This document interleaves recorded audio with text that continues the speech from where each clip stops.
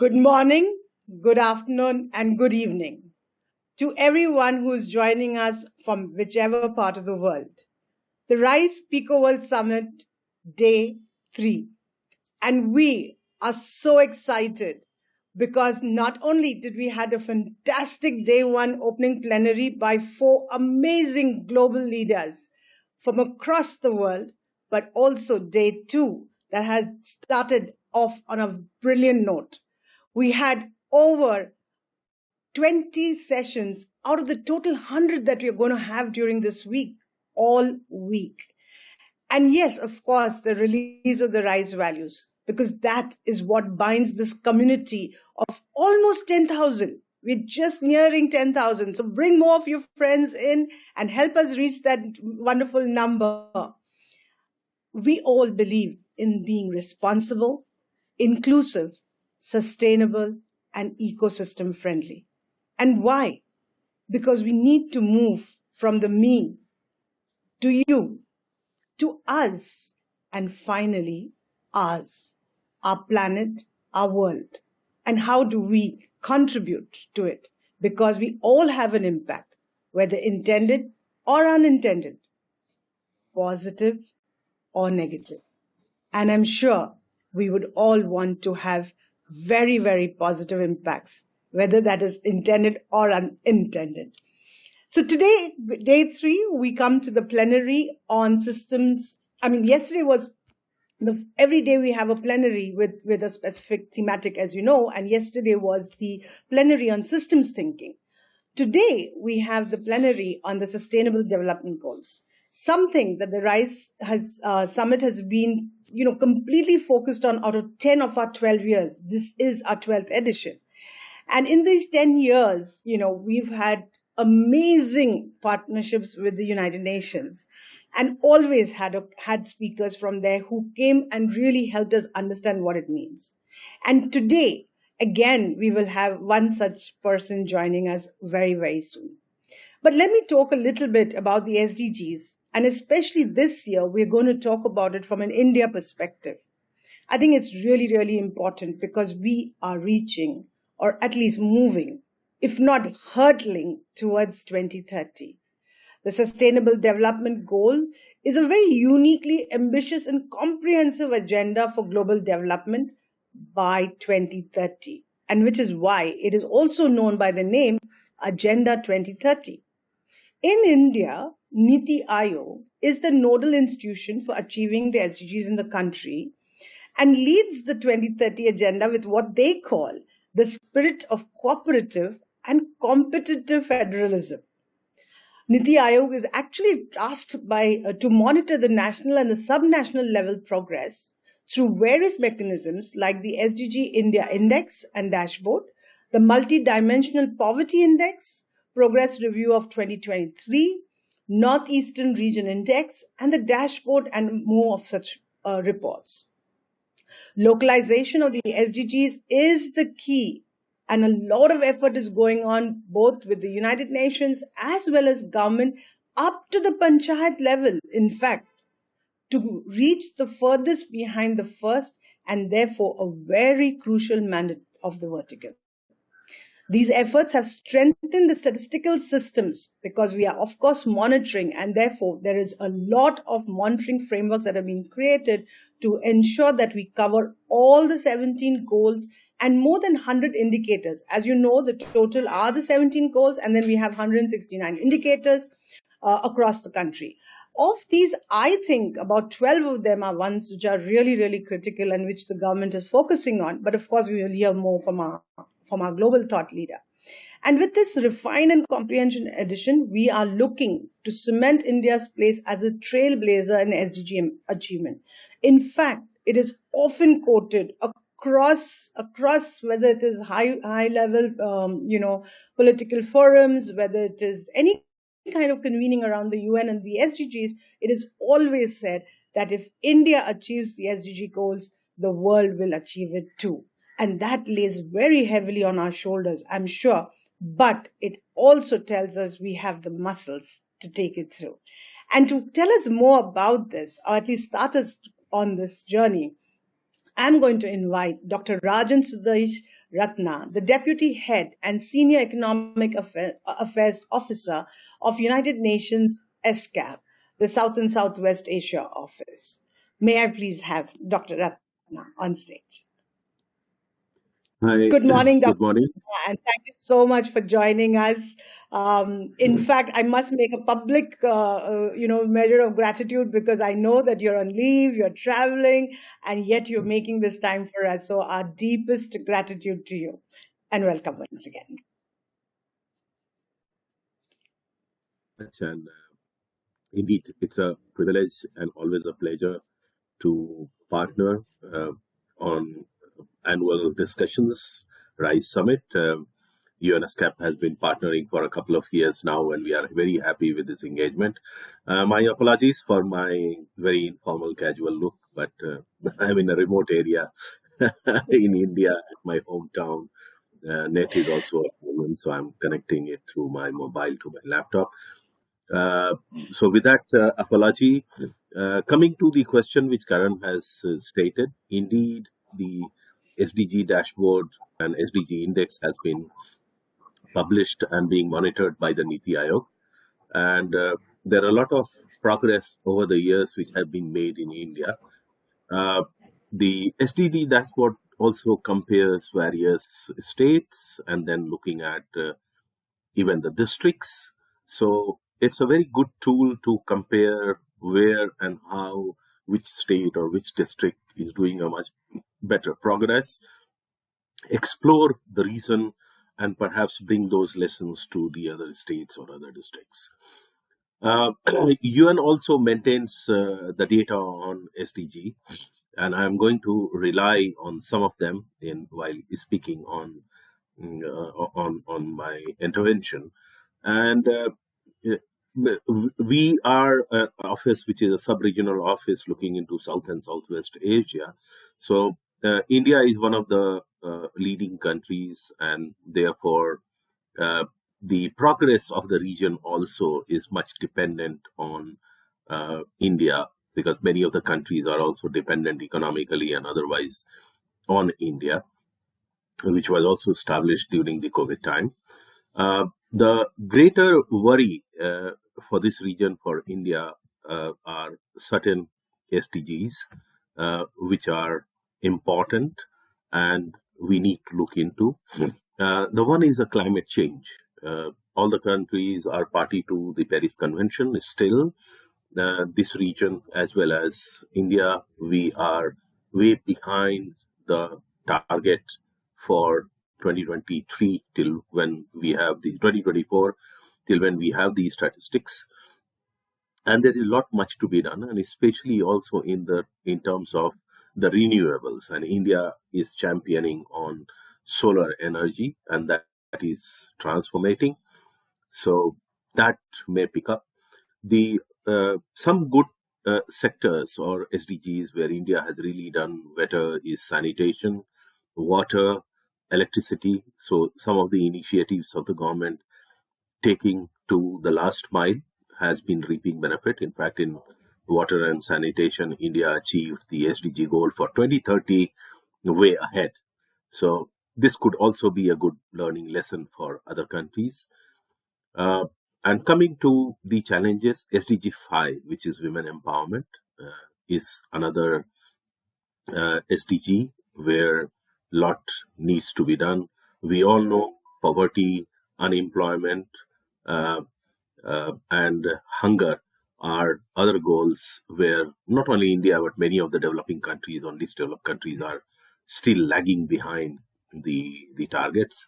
And though the government has come out with various policies, various incentives, in fact, in health, there was some positive movement happened post COVID because the governments have started investing into the public health.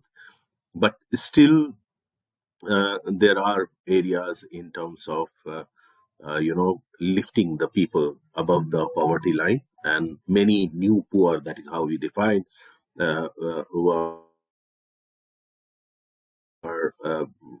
landing into the poverty trap because of the COVID, because at that moment of time. And though the economic growth is steady, but we are still to fully recover from the negative impact of COVID.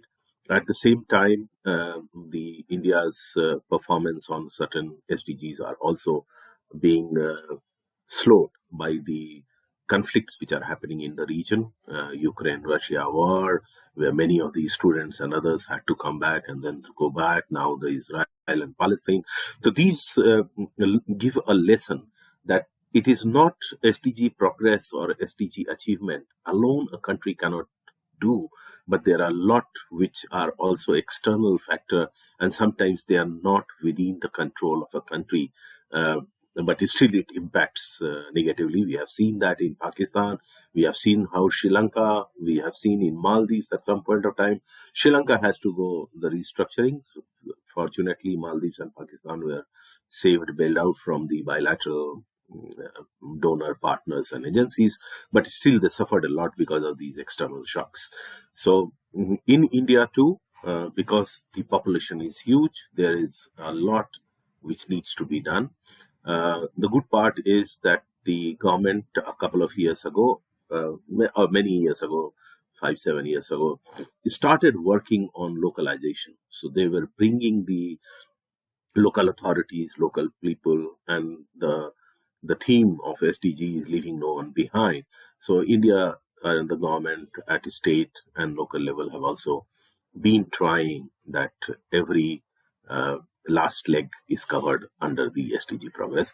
I will leave it here, Karan, because of the limitation of the time, and then we will come maybe for a more focused discussion in the second round. Thank you very much.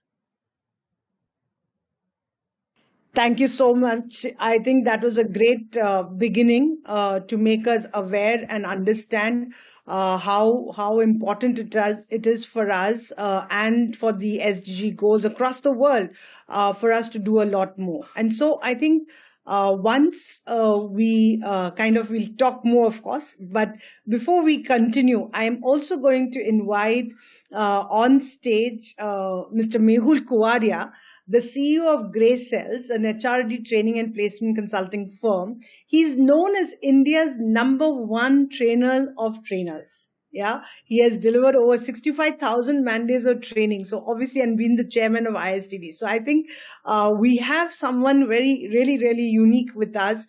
And there's a reason, a really special reason why we have invited him to talk to us when we're talking of SDGs. So with that, may I please request Mehul to join us on stage? Great. Good morning, Mehul, and thank you so much for joining us this morning. Um, My and of pleasure.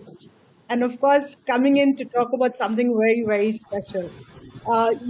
Many years ago, you were splashed across all the newspapers in town because I think you ruffled a few feathers and did something extremely, extremely unique. And I'm not going to steal that thunder. I'm going to let you tell us more about that momentous issue that you took on and really, really, as I said, splashed it and made news. So over to you, please.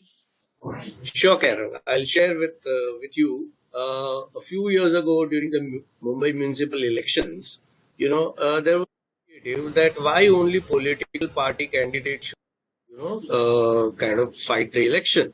So why people who really want to serve and who really want to do a thing. So an NGO was formed, and they approached me saying that, would you like to do this? Yes, it's a good experiment, and we did it pro bono.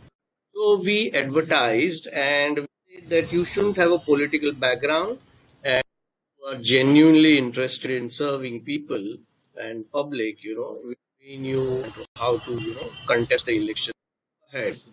You will not believe, Karen, we had 400, more than 400 applications.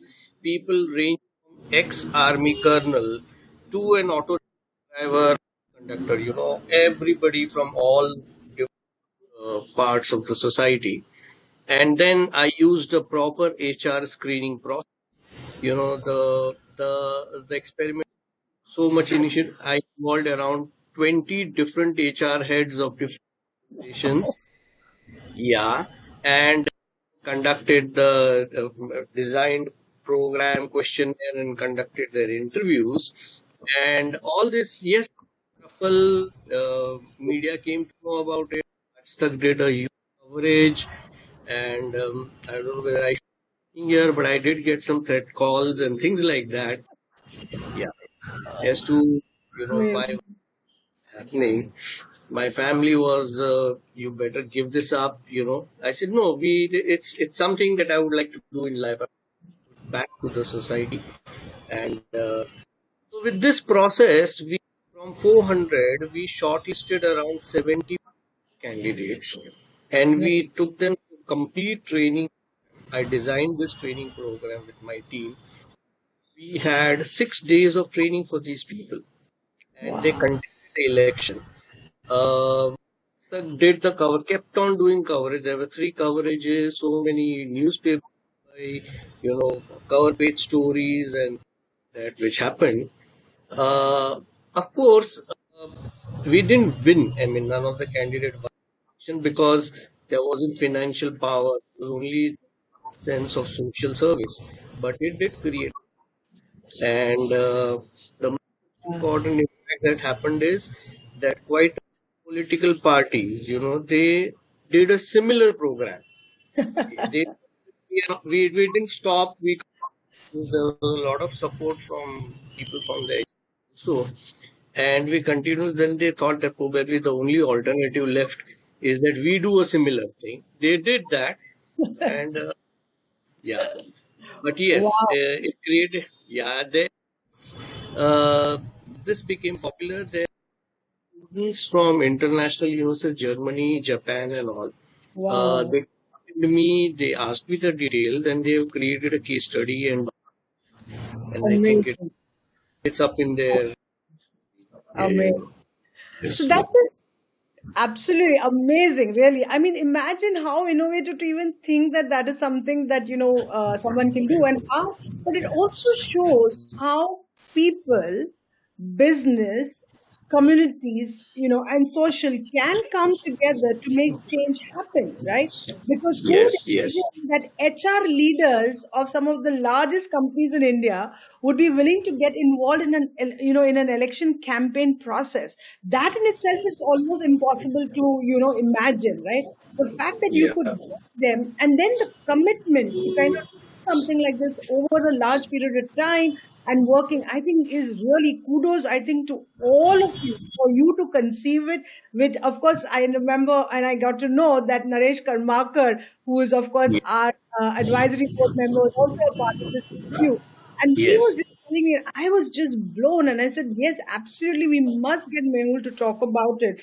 And he was telling how it just brought a completely different life into the entire effort to bring an independent candidate. So I think the whole electoral process, the community involvement, and then, as you said, serve the people. If our world is to yeah, change, if we are to achieve the SDGs, it's going to take each of us, common people, to get involved in that process. And of yes, course, not just us, but bring in also, other businesses. I think you've shown that as a very prime and fantastic model. And as you said, it's not about whether they won or not. We understand there are limitations.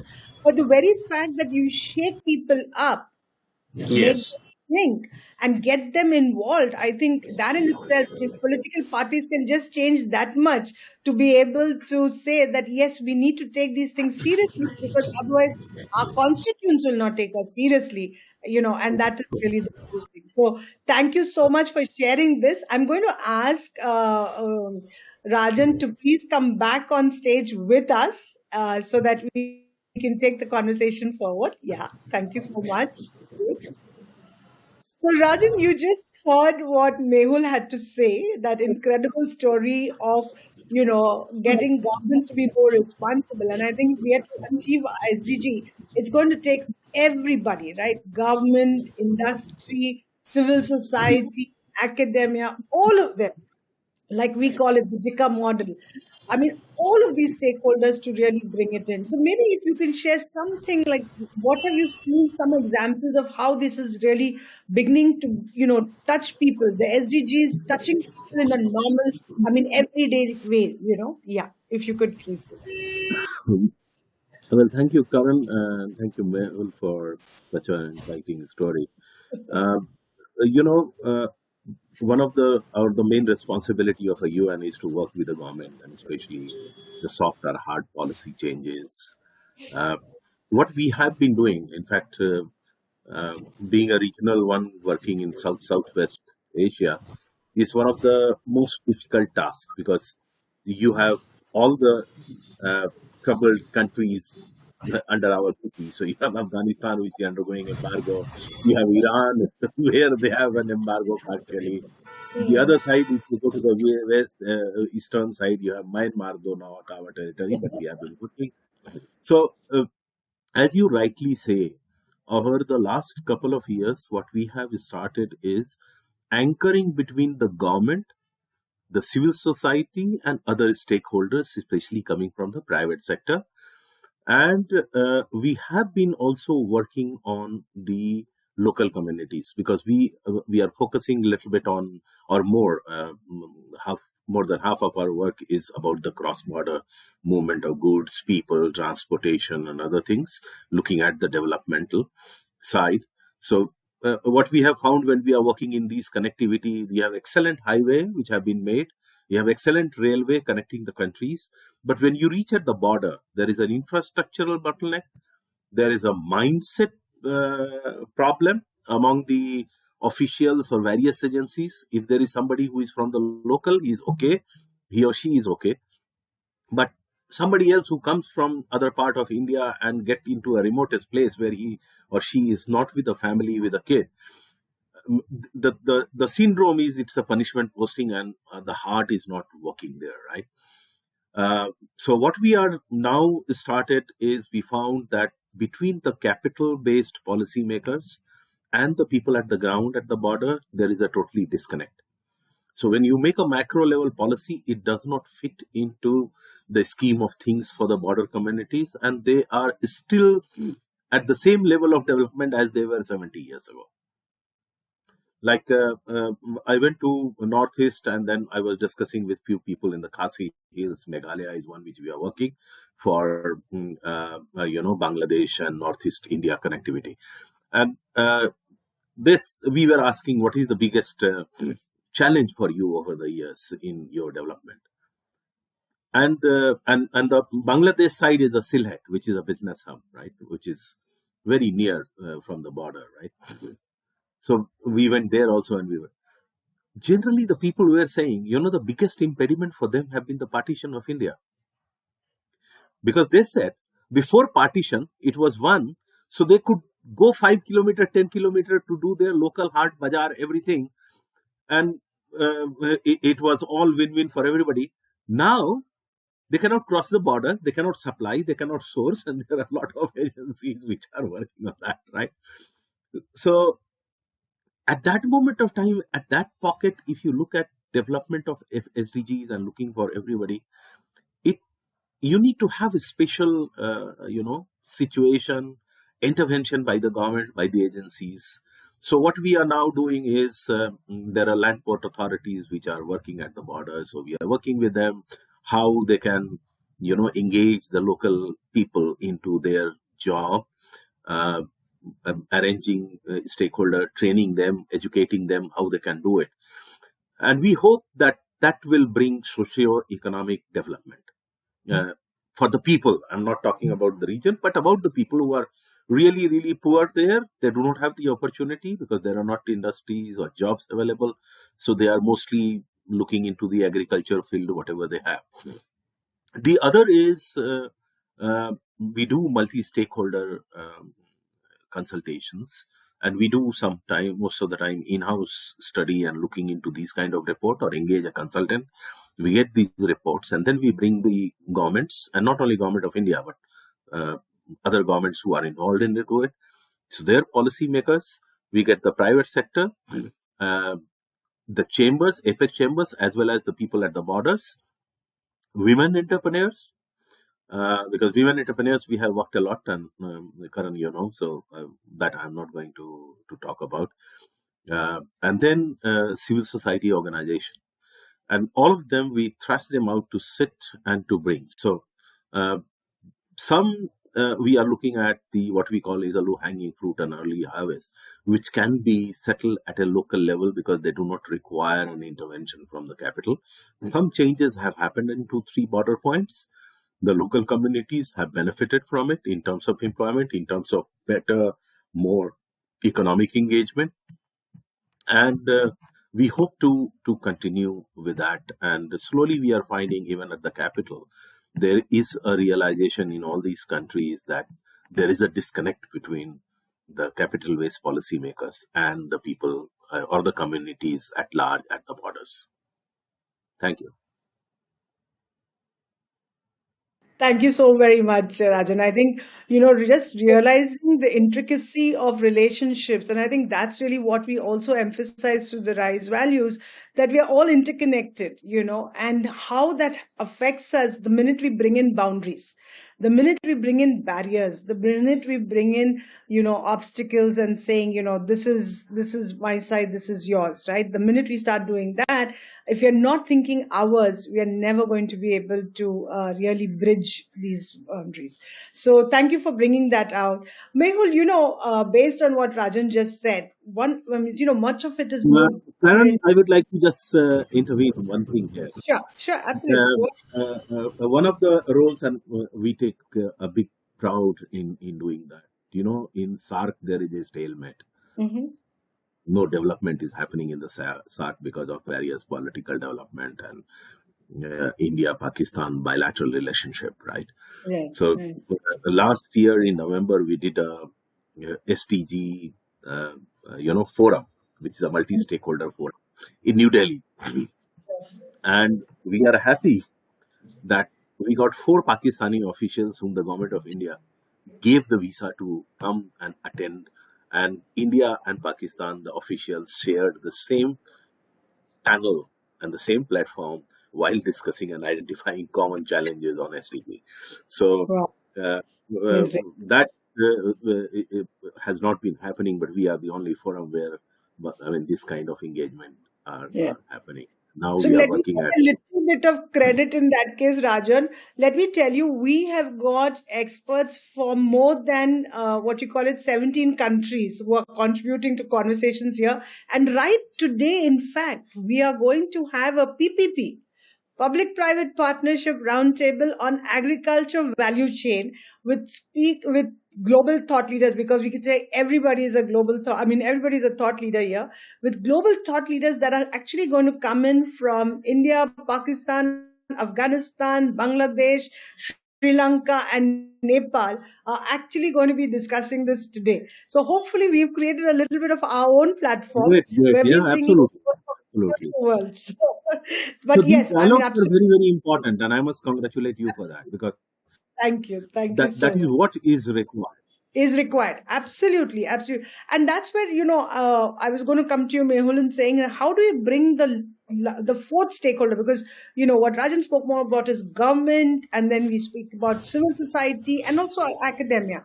How do we bring industry more and more into this so that we can really, really leverage public-private partnerships?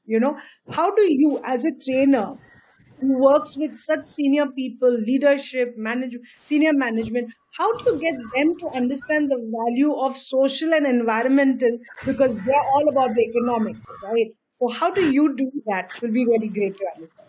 Over to you.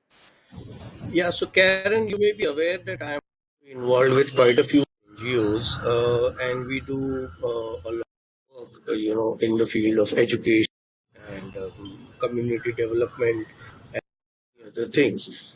My experience has been that, when you want to involve corporates into, the social welfare or these type of area, there are two things. One, we have that compulsion, which is that CSR, and of course we all know that quite a bit of it is at times and things like that. And then there are organizations, there are entrepreneurs, there are people who are genuinely interested in the community development. In my opinion, in my experience of being in this for 25 years, I have seen that it's kind of very difficult to, convince who is not very much in favor of a CSR, much profit minded or business minded person.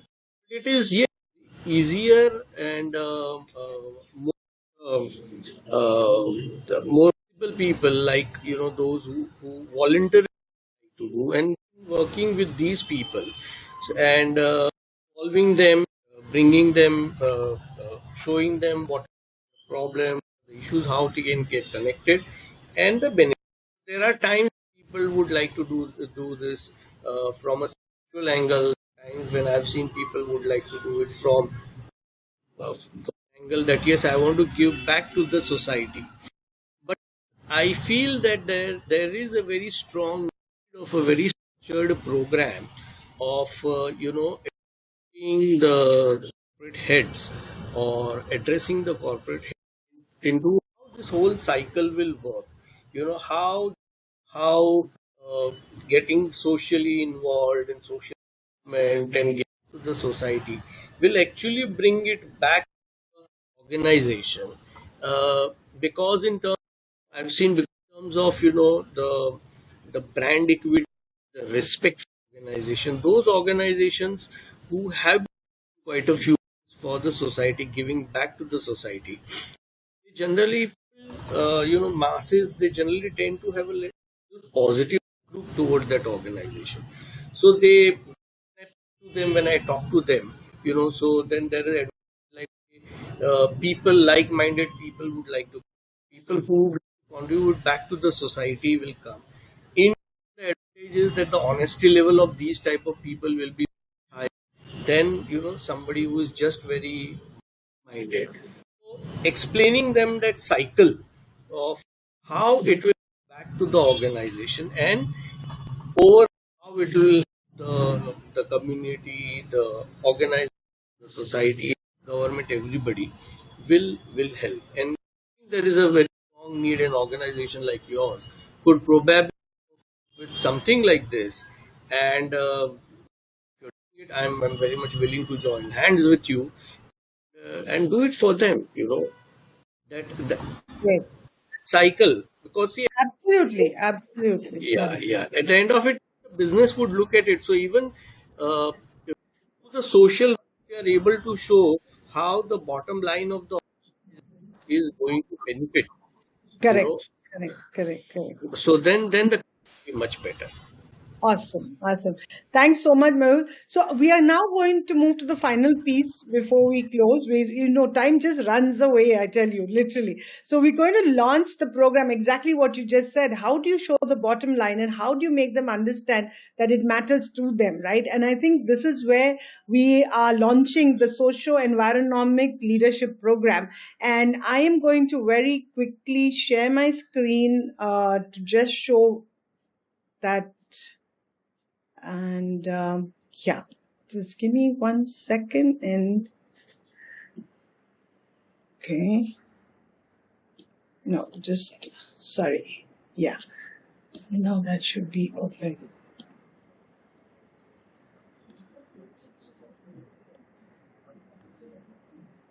Why is it not showing? It didn't. Well, okay, let me just do this. Yes. Okay, and here we go. So as when we add two things up, we get this equation is known to every single person, right? Add two things, you will get a particular result. But what happens when you want to really do something at scale?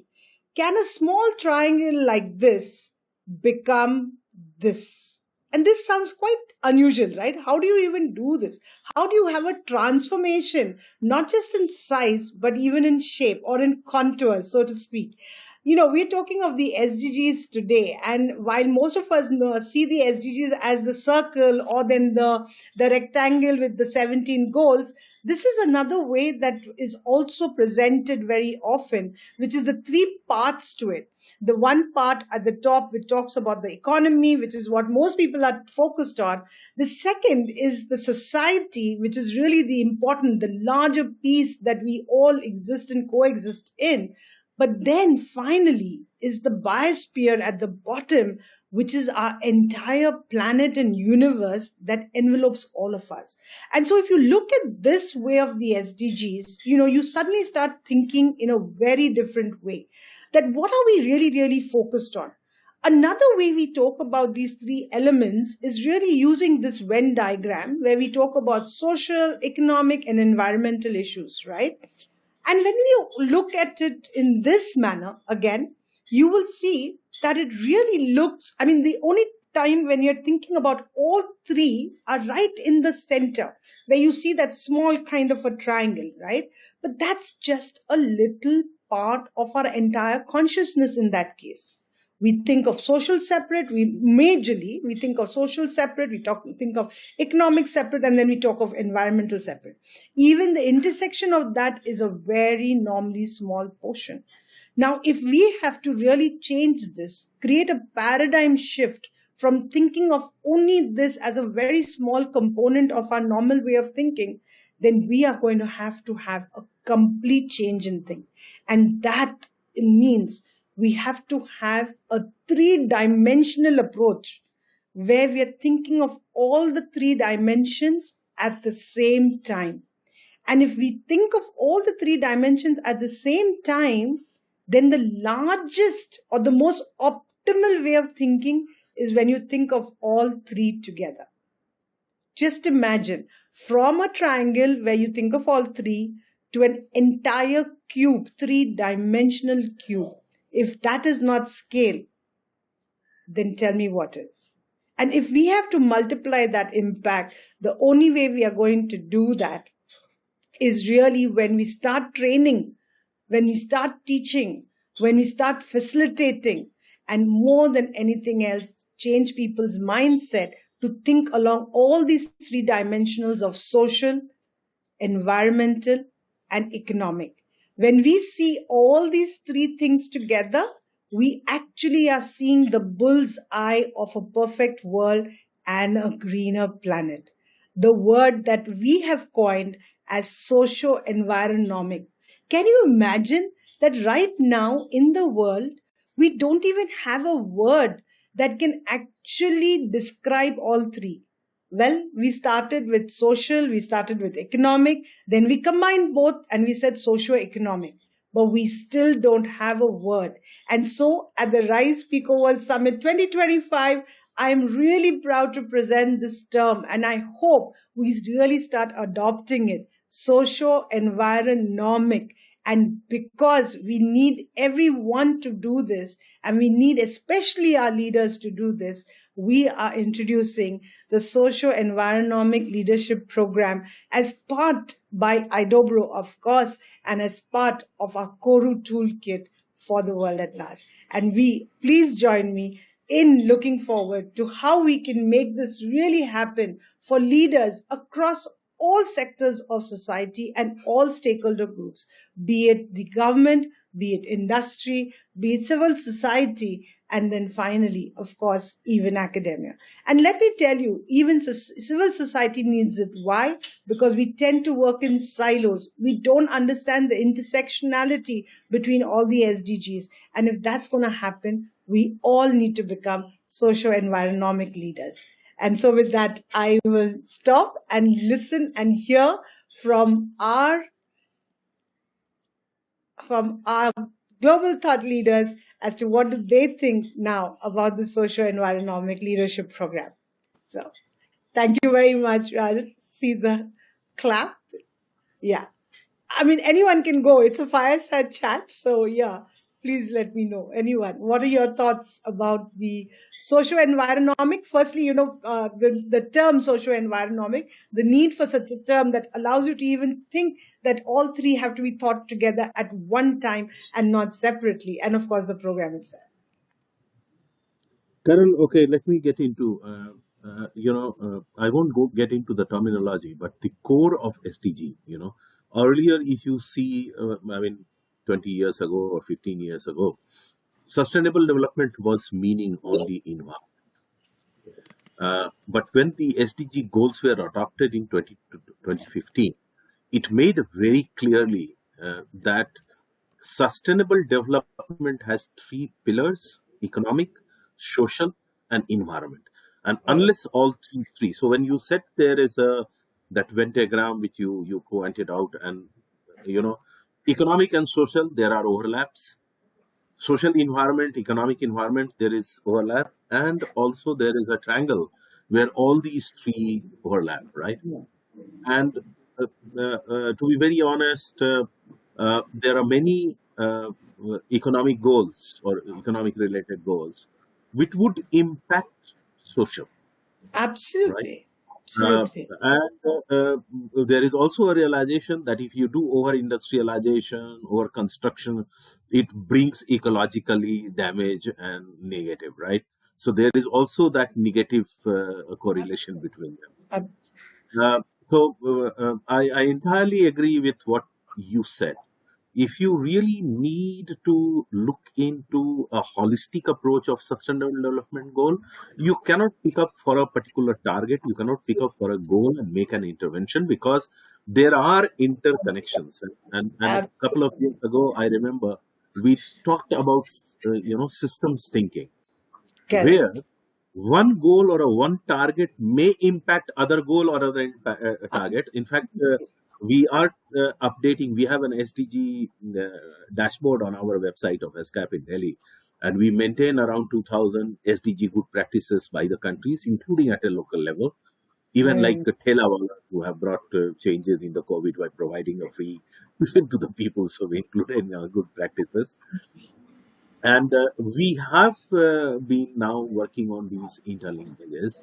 So when you intervene into one, it would Will definitely impact the impact others. the other. So Absolutely. I entirely agree. And I think Thank the idea of being in a cube, which has a three-dimensional, right? I don't see cube as a cube, but I look at to the Correct. Three dimensions. three-dimensional Absolutely. axis.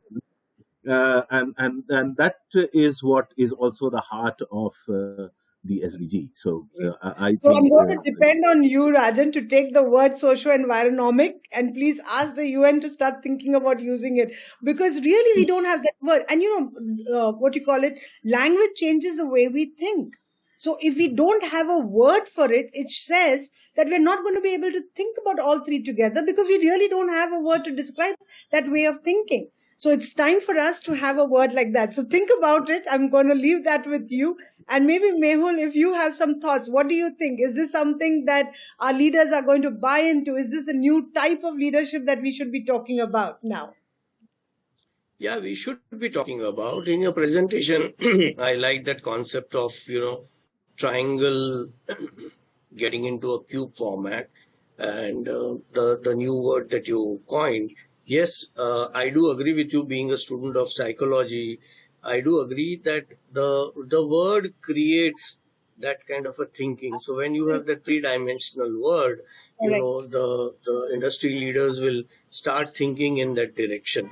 And like I said, that yes, for an industry leader to buy in these concepts, the minute we bring in a little bit of economic dimension as to how the organization will benefit financially, non-financially, but definitely in measurable terms. Like I gave an example that if you project yourself as an organization who is conscientious about the society, you will attract that kind of employees to the organization.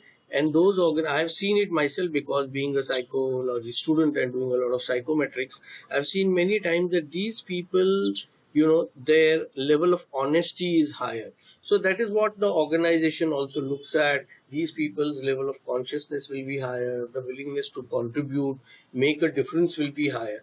And all this Absolutely. put together, helps the organization move towards its goal, both the Absolutely. economic and social and the environment. Yes, it's a Absolutely. fabulous concept, and like I said, that I would like to join hands with you and Thank you maybe so take much. that. Absolutely looking forward to that. We are running out of time, and I think we could discuss this at least for another half an hour, 45 minutes very easily. But we have to stop over here, unfortunately. We Yeah. have a full day ahead of us, and I would definitely want all our viewers and all our community members to please log in, please tune in, please check, because a lot of the videos will be available on demand, and we have a packed day ahead of us again today. I don't know if you all know, but this year we started a mentoring and a coaching lounge as well.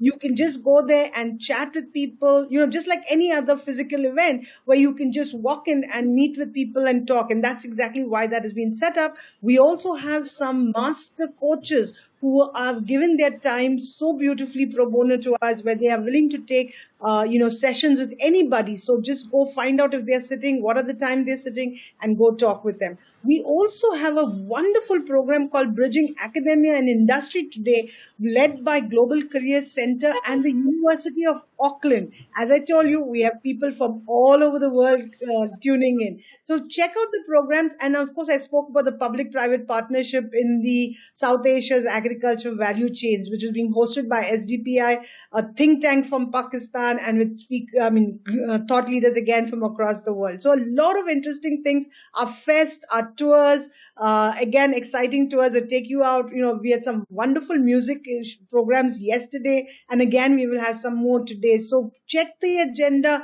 and it's a live agenda, mind you, because we have constantly got people who want to, and partners who want to come and join hands and do more and more programming with us. And we are already touching 100 sessions, as I told you. So please do join in. And once again, I want to thank both my leaders over here just now, Dr. Rajan and Mehul Kuvaria, for being such a wonderful,